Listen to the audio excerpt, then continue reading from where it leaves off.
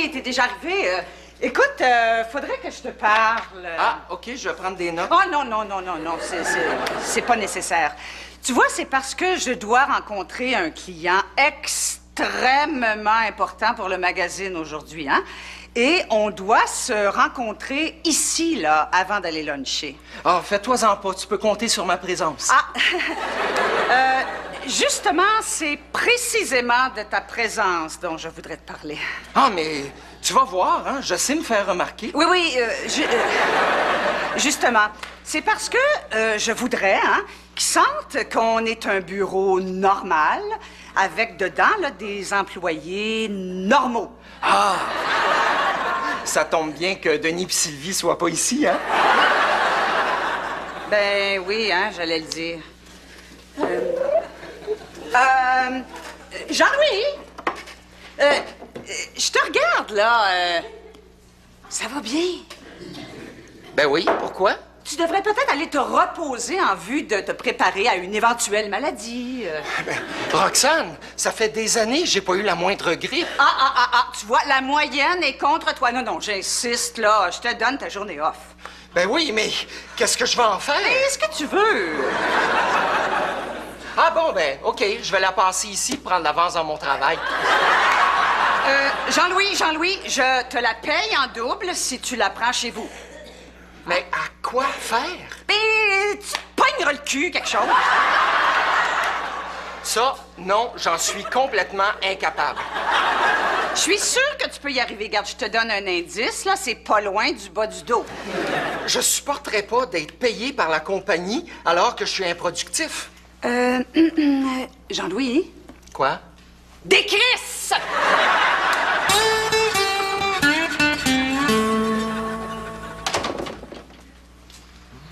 Salut, Mélanie. Bien dormi? J'ai préparé le déjeuner. Ah ouais?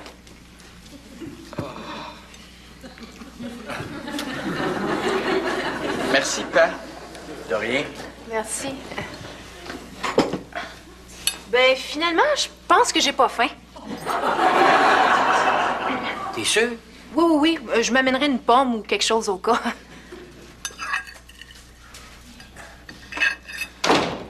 Nico, je pense que ta sœur est anorexique. Voyons donc. Mais tu vois bien, elle a rien mangé. Ah oui, c'est normal, Pa. Bien. Tu fais cuire ton bacon dans du gras. Puis, Ben, ça fait juste prouver qu'elle est pas suicidaire. je te suis pas, là. Bon, regarde, c'est pas parce que je veux remettre tes talents de cuisinier en question, là, mais cholestérol free, ça veut pas dire cholestérol gratuit. OK? Peut-être. Mais t'as-tu remarqué une affaire? Aussitôt qu'elle s'est levée de table, elle est allée s'enfermer dans la salle de bain. Ouais, pis? Moi, je dis qu'elle est en train de se faire vomir. Voyons, toi-même, tu l'as dit, elle a rien mangé. Fait que la seule affaire qu'elle peut se faire vomir, c'est de l'air. Tu vois comment c'est rendu grave? Regarde, décroche un peu, là. Mélanie est même pas maigre. Même pas maigre. Tu trouves ça normal qu'une fille qui a 22 ans porte encore du 7 ans, toi? Ben oui, c'est des mesures de filles, ça. De filles qui se trouvent grosses. Non. Toutes les filles utilisent ça. Toutes les filles se trouvent grosses. Bon, pas, hein? OK, il y a absolument rien qui laisse croire que Mélanie pourrait être anorexique. Là, tu parles exactement comme le reportage que j'ai vu hier à la TV qui dit qu'il n'y a absolument rien qui laisse croire qu'une fille est anorexique, sauf quand elle ne trouve plus dans son linge. OK?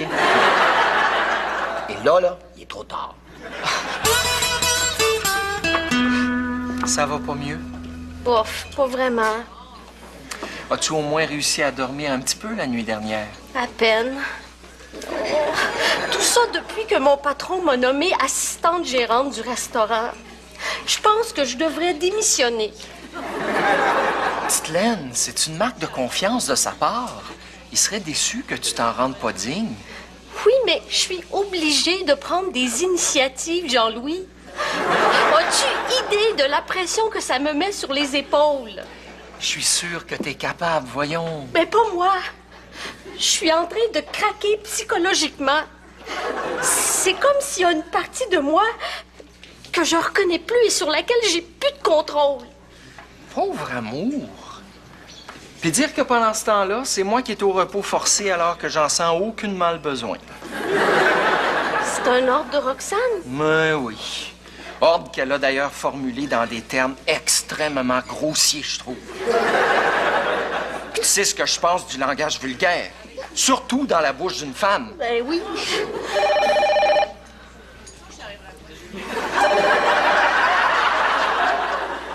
Petite Laine, réponds. Ça doit être une réservation. Ça fait partie de tes nouvelles tâches, je les prends. Va chier, mange la marde!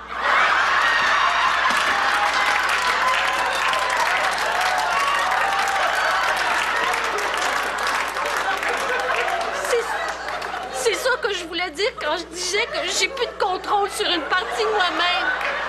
Non, non, non, non, dis-moi que j'ai rêvé. Dis-moi que t'as pas dit. Va chier, mange la marde!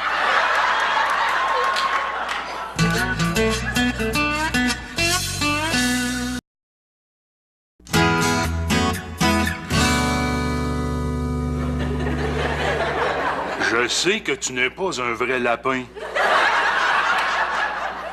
Je sais que tu es un lapin en chocolat. Je sais que quand je vais te manger, ça ne te fera pas mal.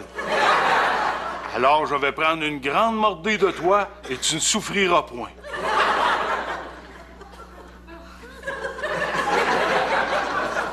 Voyons, comment ça se fait, je suis pas capable? Je sais, c'est pas un vrai lapin. Hé, Germain! Ah, ouais, Denis. C'est ça, ton coco de Pâques. Ouais. Tu l'as pas encore mangé? Non, je me sens un peu hésitant. Pourquoi? Ben, tu sais, ça fait déjà 6 mois que Pâques est passé, tu sais, il doit plus être bon. Ouais, toutes les patentes chimiques qu'ils mettent là-dedans, c'est bon pendant des années, ça.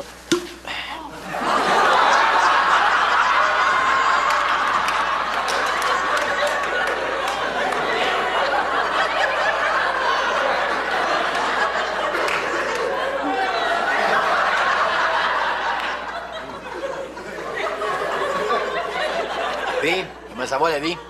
Ah, ça va. Puis toi? Moi, il y a Mélanie qui m'inquiète un peu.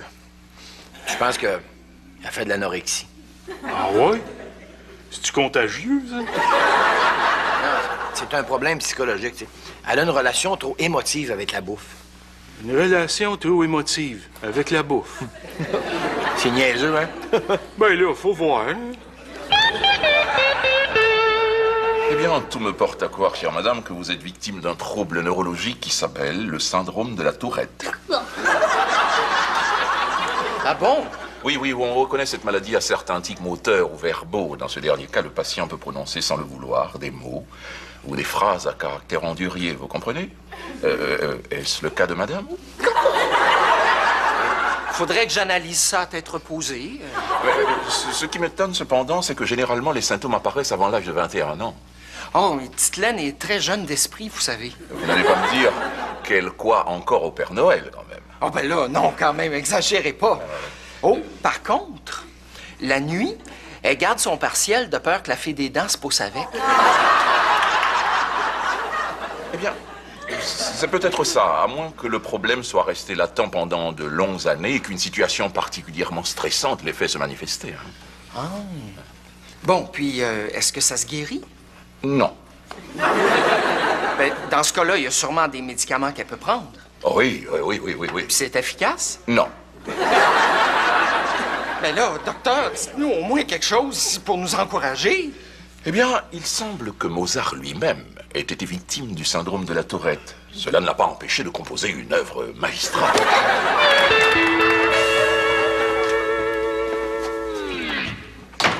Germain, Oui, qu'est-ce que tu fais là? je me fais encourager. Par qui? Par ce petit miroir, qui, en me renvoyant une chétive image de moi-même, a la gentillesse de me faire croire que je prends plus d'ampleur que j'en prends en réalité en ajoutant les mots « Objects in mirror a closer than they appear ». Hein? Hey, wow, minute, là, j'ai de la misère à te suivre, là. Jeune Nicolas, la relation émotionnelle que j'entretiens avec la nourriture m'a forcé à emprunter ces chemins de garnottes vers lesquels parfois est déviée la route de la vie. De quoi tu parles? Je suis anorexique. Toi, ça, anorexique. Anorexique. C'est quoi, tu te trouves maigre? À première vue, non. Mais illusion que tout cela. N'est-ce pas un comportement anorexique de toujours se trouver gros? Hey, c'est ridicule, là. Hey, je t'en veux d'avoir l'air d'une radiographie, puis c'est tout ce que tu trouves à me dire? Bon, regarde. Qu'est-ce qui te fait penser que t'es anorexique? Ben, la dernière fois que j'ai essayé d'avaler quelque chose, ça m'est resté pris en travers de la gorge, puis j'ai restitué. C'est quoi la dernière affaire que t'as essayé d'avaler? Mon doigt. Il y a des maudites bonnes chances que tu vomisses, non? Ben, n'empêche que ça n'a pas passé, hein? Ben oui, j'espère. C'est quoi, tu t'attendais à ce que le bras suive? Ben, c'est pas anorexique, ça, oui ou non? Non, oui, c'est vrai, il y a certains anorexiques qui vont aller jusqu'à se faire vomir après repas, là, mais c'est Ben, comme... moi, dans mon cas, là, c'était avant. Fait qu'imagine comment c'est rendu grave. Ben là, t'as-tu maigri? Probablement beaucoup. Hein. Mais pour pas me rendre compte jusqu'à quel point j'ai dépéri, je me suis acheté une balance métrique pour être sûr de pas rien comprendre, tu sais. En tout cas, pourtant, ça paraît pas, hein, que t'as perdu du poids. Hey, Nicolas, regarde-moi comme faux, là. Si t'enlèves la bédaine pis les poignées d'amour, il me reste juste la peau pis les os. Bon, hein, gars, pourquoi tu sors pas un peu, là? Va prendre une marche, ça va te changer d'idée. Es-tu fou, toi? J'ai bien trop peur de pogner dans le vent. Alors, je suis certaine hein, qu'on va pouvoir brasser des affaires extrêmement profitables, autant pour vous que pour nous. Hein, parce que, vous savez, Kilomètre Heure est une entreprise saine, formée d'individus sains, évoluant eux-mêmes dans un cadre extrêmement sain, n'est-ce pas? Roxane! Bonjour. Quelle excellente surprise! Ah, je suis une habituée ici, alors c'est normal qu'on me reconnaisse. Ben non, c'est pas pour ça. C'est pour ça, t'as compris? Ben non, voyons. J'ai dit c'est pour ça. Ben non, on se connaît autrement que par le restaurant. Je suis la fiancée d'un de ses employés. Pas le maniaque sexuel, là, l'autre. Jean-Louis Dubuc. Roxane vous en a peut-être parlé. C'est celui qui fait une collection de coupons rabais. Petite Hélène. Oui, celui qui a eu un ami imaginaire jusqu'à l'âge de 37 ans. Regarde, Hélène, c'est parce que monsieur et moi, là, on est en train de discuter affaires. Alors, j'aimerais que le service soit impeccable, ce qui exclut toute forme de familiarité. Hey, on n'a quand même pas élevé les cochons ensemble. Alors, pour changer de sujet, que dit le menu du jour? Boucher mange la marde!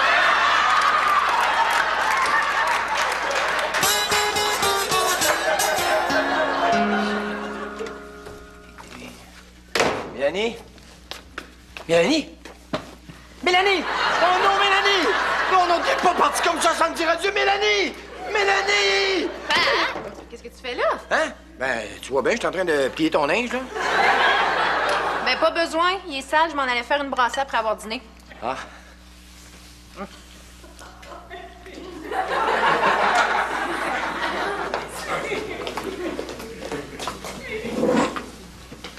Scott, t'as l'air d'avoir faim? Mais tu sais, j'ai juste mangé une pomme un matin, puis elle commence à être loin. Ah, je comprends ça. Père, j'aurais une faveur à te demander. Vas-y. C'est parce que... Bon, c'est un petit peu gênant à dire, là. Mais ces derniers temps... Ces derniers temps... Comment dire? Mon corps a comme un peu changé, si tu vois ce que je veux dire, puis il y a quasiment plus rien qui me fait dans ma garde-robe. Fait que penses-tu que tu pourrais me passer un petit peu d'argent pour que j'aille magasiner? Tu flottes dans ton linge, c'est ça, hein? Non, c'est le contraire, je suis trop serrée. Quoi?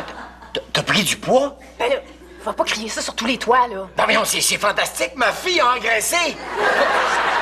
Non, ça paraît tant que ça. Paye-toi, traite, va chercher ce que tu veux, je t'assure content. Ma belle grosse baquesse!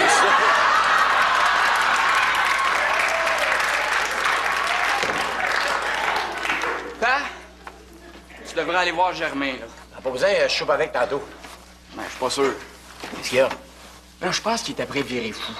Encore? C'est à propos de quoi, cette fois-là? Ben, là, c'est rendu qu'il voit de l'anorexie, où est-ce qu'il y en a même pas. C'est niaiseux, hein? J'ai tellement honte, Jean-Louis. Je me sens tellement coupable. Ben là, Titelaine, c'est pas de ta faute. C'est celle à la tourette par son maudit syndrome. Mais comment est-ce que je vais m'en sortir, moi? Écoute, j'y ai beaucoup pensé. Je me suis demandé ce que maman aurait fait dans une situation comme celle-là. Et puis? Ben, tu sais que maman était une personne réaliste et terre à terre. C'est pourquoi elle en serait probablement arrivée à la même solution que moi. Laquelle? On va aller te faire exorciser. Ah oui? Ouais, dis-moi que tu me fais confiance. Je te fais confiance. Oh, dis-moi que tu m'aimes. Gaucher mange la marde!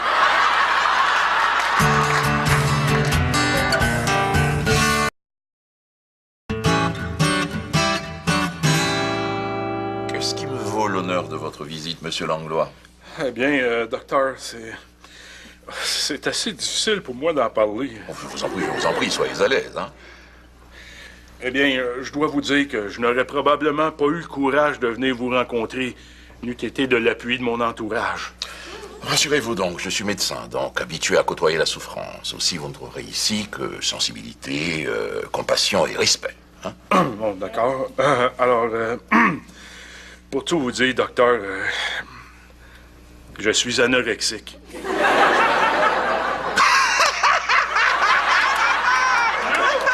Ben oui, prévenez-moi avant de dire pareille chose, mon vieux. Vous ne croyez pas, vous non plus? Oh, bien sûr que oui. Ah oui, mais là, docteur, faites quelque chose! Mon état émotif me liposuctionne! Calmez-vous. On va d'abord déterminer si vous avez le profil psychologique d'un anorexique, d'accord? Vous allez donc répondre à ces quelques questions. Je suis tout oui, docteur.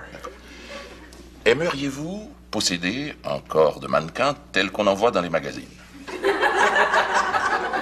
Posséder un corps de mannequin? Oui. Un fou, tu sais. Dans quel sens? Dans quel sens? Elle en dessous, puis moi par-dessus. Très bien.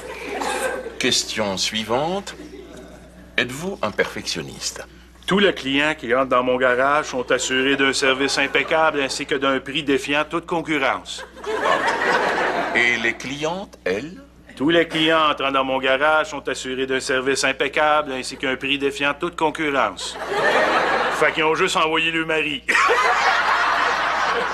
Eh bien, c'est ça, vous n'êtes pas plus anorexique que moi, mon vieux. Oh, un instant, qu'est-ce que vous faites de ma relation émotionnelle avec la nourriture d'abord, hein? Écoutez, le fait d'entretenir une relation émotionnelle avec la nourriture ne signifie pas automatiquement que vous êtes anorexique, voyons. Oh non? Qu'est-ce que ça veut dire d'abord?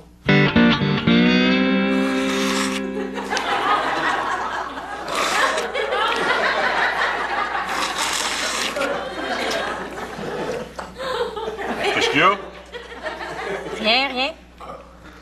Sûr? Sûr. OK, d'abord.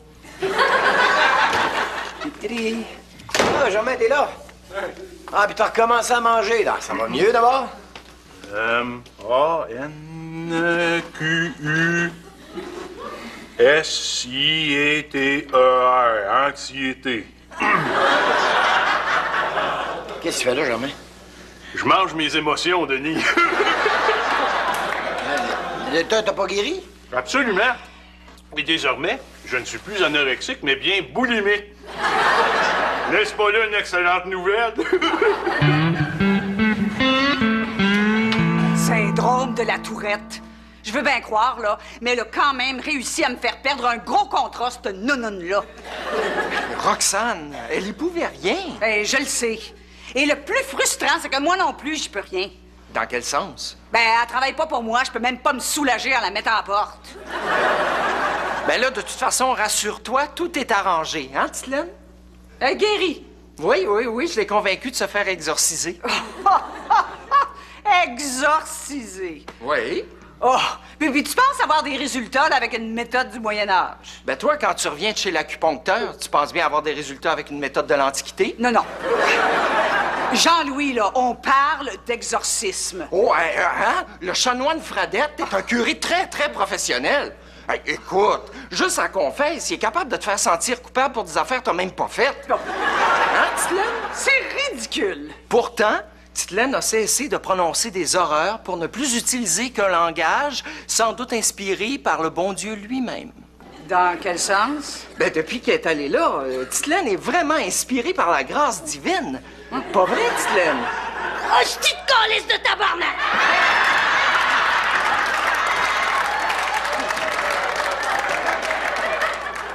Bonsoir, mon nom est Michel Barrette. Vous savez, la maladie imaginaire de Titelaine nous a permis encore une fois ce soir de pouvoir rire de nos personnages ainsi que de notre système de santé. Malheureusement, dans la vraie vie, il y a des gens qui souffrent réellement du syndrome Gilles de la Tourette, en particulier des enfants qui souffrent de tics moteurs ou verbaux, de paroles incontrôlables. Vous savez, pour eux autres, la vie en société, c'est loin d'être une comédie. C'est pourquoi nous vous encourageons à venir en aide à la recherche en envoyant vos dons à l'Association québécoise du syndrome Gilles de la Tourette. Et là-dessus, moi, je vous dis merci.